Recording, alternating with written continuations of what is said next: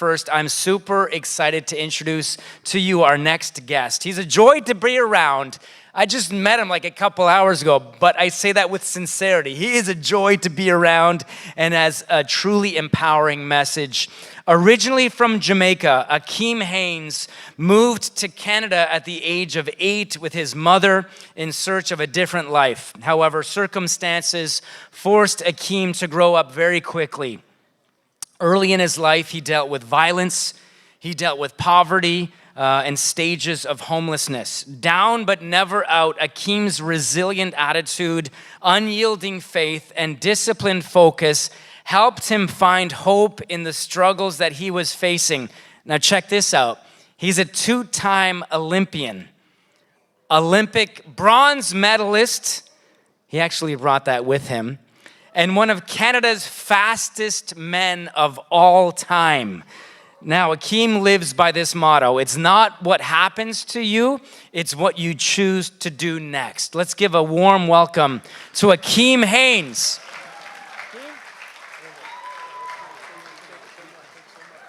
Mic check. Hello, hello, hello. How's everybody doing?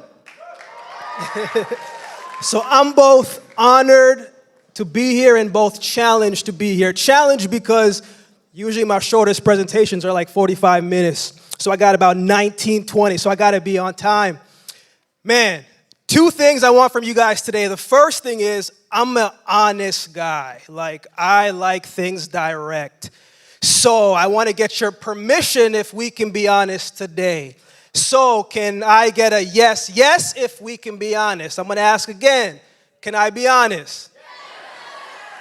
I like that. I like that. The second thing is I'm going to ask you to repeat after me, because these words that I'm about to say are something that I live by. Repeat after me. It's one more time. It's possible. It's possible. See, in order for you to understand why I believe certain things is possible, I got to give you the backstory of my life. Anybody been in Jamaica?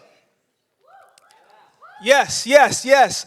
So my mother had me at 18, 19 years old, right? She was just a kid herself. So I was born in Jamaica. When you think about Jamaica, what do you think of, right? You think of vacation, yes? The girls, that's up there. Music. Yes, you think about all the other things. Beautiful skies, beautiful water, beaches, all of the things that you probably heard about in music and in songs, it's all there. But there's also some other things in Jamaica that they don't tell you about. See, I wasn't born in front of the beautiful water. I was born on the other side, right? And I talked about honesty to give you some context on what side that I was born into. In 2016, the place that I grew up in, there was 183 deaths alone.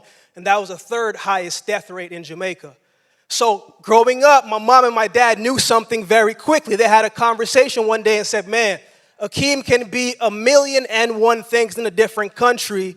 But if he stays here, he might be limited. We talked about 183 deaths in that same year. There's nothing that I probably haven't seen. I've seen some things that most kids should never see. I've seen some things that adults have probably never seen in their lifetime. Now, I'm not saying that to scare anybody. I'm just trying to get you to paint a picture of the understanding of what my dad and mother had in perspective. So at 8 years old, I found myself on the plane, going down, flying down, and seeing a sign that said, "Welcome to Yellowknife." Yeah, I'm still trying to figure that one out myself. I don't know what.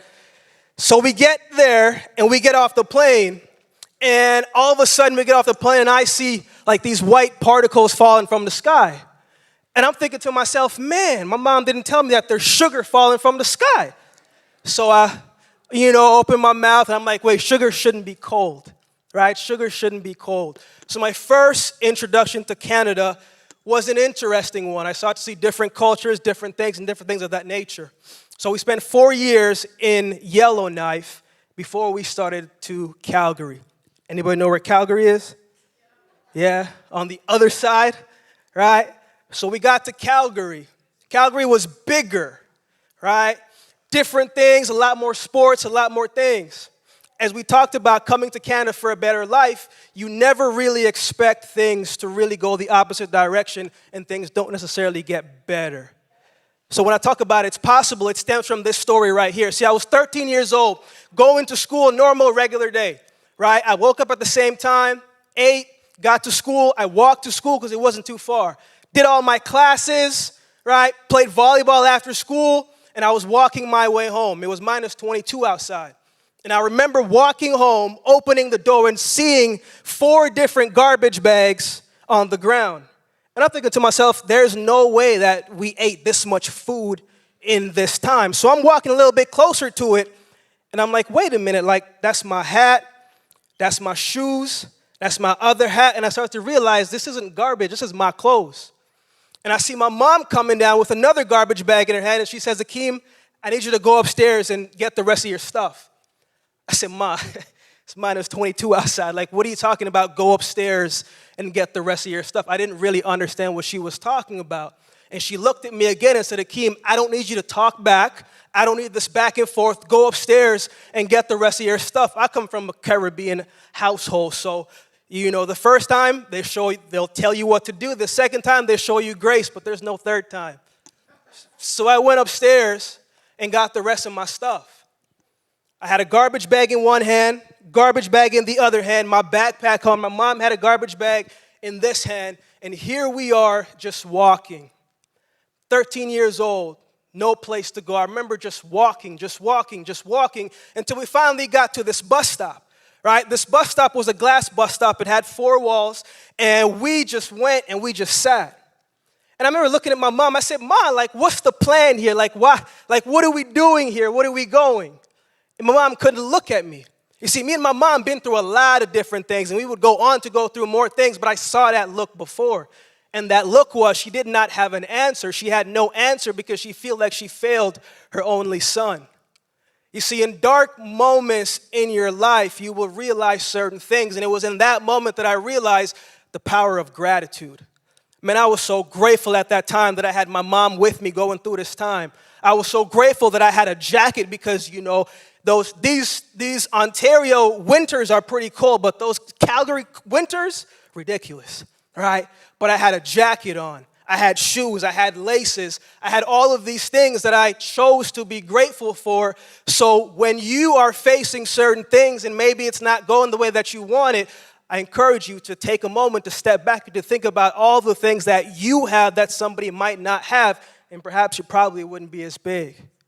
The first time I came to Canada, it was the first time I had ever seen like a plethora of superheroes, right? Batman, Robin, Superman, Green Lantern. It was the first time I ever seen all of them. And I remember watching the Superman movie and Lois Lane always getting in trouble, right? Always getting pushed off stuff. She was on this building and she got pushed off of the building. And as an 8, 9-year-old kid, I'm watching this. I'm just like, man, it's over for Lois Lane. She's not gonna make this one. And right in the nick of time, Superman came and saved her. And I said, is this what Canada's like? This is what it is? So I said at some point, like Superman is coming.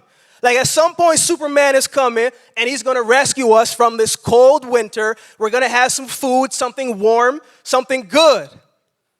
And then an hour went by, and then 2 hours went by, and then 3, and then 4, and then the sky started to fall, and it started to get dark, and I realized, man, Akeem, there's no Superman coming. There are some things in life that, yes, you will have help, but you will have to be the one to initiate it and to put things into action. One of the things people always ask me about, man, what is the hardest part about being homeless? Is it the fact that you don't know when your next meal is going to be? Is it the fact that you don't know when that next shower is going to be? Yeah, all those things sucked. It was never good.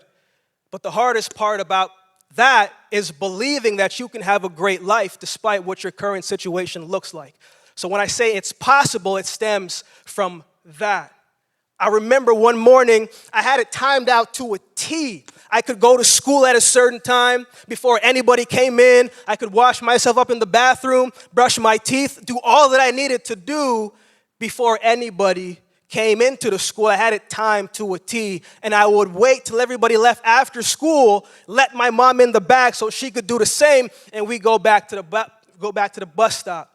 But every single morning that I was washing up and looking myself inside of this mirror, I said, Akeem, it is possible, man. It is possible to do great things. It is possible to make it out of this. It is possible. It is possible. It is possible. There's one thing that you cannot do in this world, and that's play with words. Because sometimes the best things that you will hear are the things that you say to yourself. So for me, it's possible was an encouragement and a reminder that what I'm facing right now is not the end of my story. So when I talk about it's possible, think about some of the things that you want to achieve and want to accomplish. There's certain things that I'm still trying to get there, that I'm still saying it's possible, but if you could see it, doesn't matter if the person left you, the person right to you, that's not their vision. But if you can see it, it's possible, right? Introduction, they talked about two-time Olympian. I had the medal in my back pocket here. And to be quite honest, people always ask me, Akeem, was being an Olympic athlete a dream of yours? It wasn't. I can probably count on how many hands that I've looked at this medal myself. But every time I see it, it's a representation of what was possible for my life. So when I pull it out, and anybody wants to see it after, you can definitely come and check it out, right?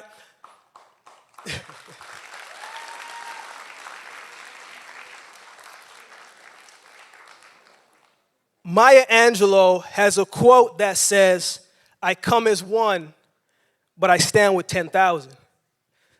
That's what that representation reminds me of.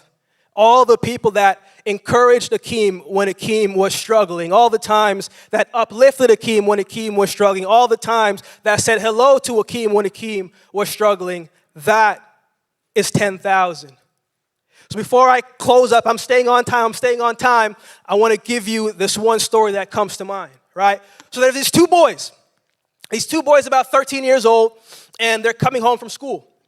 Middle of winter time, they're walking on the sidewalk, not really paying attention to where they are, but they're just talking, having a conversation, and this big lake is right next to them. It's winter time, so the lake is frozen over solid. So as these boys are walking and talking and laughing and whatever they're talking about, one boy closest to the river is drifting off all the way to the river, drifting into the lake, and he's drifting, and all of a sudden the lake cracks, and this young boy falls into the water, right? So that other boy closest to the sidewalk would do what any of us would do, scream. And he would say, help, help, help, help, help, help me, help me. And this boy who was not in the river, he's looking up. He's looking up, trying to respond to what his friend is saying, and he sees this big branch, right? This big branch, probably as tall as this building right here. He's looking up, and without even thinking, he runs to this tree, climbs this branch, hops on the branch, and pulls it down, runs over to his friend, puts the branch out to his friend grabs it, and his friend takes it, and this young 13-year-old young boy saved his friend from drowning. Shortly after, the firefighters come, the police officers come, and every single other people come, and they all want to know the same thing. How did this young boy, who's probably 90 pounds, right, break this massive tree? How did he do it? This individual came and said, I'm the one that called the firefighters, the police. I'm going to tell you how he did it. This man said he was able to do it because there was nobody there to tell him that he couldn't do it. He was able to do it because there was nobody there to tell him that he couldn't do it. Whatever it is that you see for yourself, despite what you may be up against, despite what is in your path, if you believe it's possible for you, if you believe that it's possible, if you believe that it can be done, if you in your heart of hearts believe it with every single thing that you got, then it's for sure possible, that it can be done, that it can be achieved. It is both possible to be scared of something and to still move forward and be courageous anyway. So I encourage you today, said a lot of different things. But if it's one thing that you take from me today, is that whatever it is that you see for yourself, whatever it is that you want to achieve, it is possible. How do I know? Because the chair that you're sitting in, this mic that I'm talking on, this stage right here was once an idea that turned into a vision, and they thought the same thing. I wonder if it can be done. I wonder if it's possible. It's possible if you can see it. God bless you guys. Thank you so much.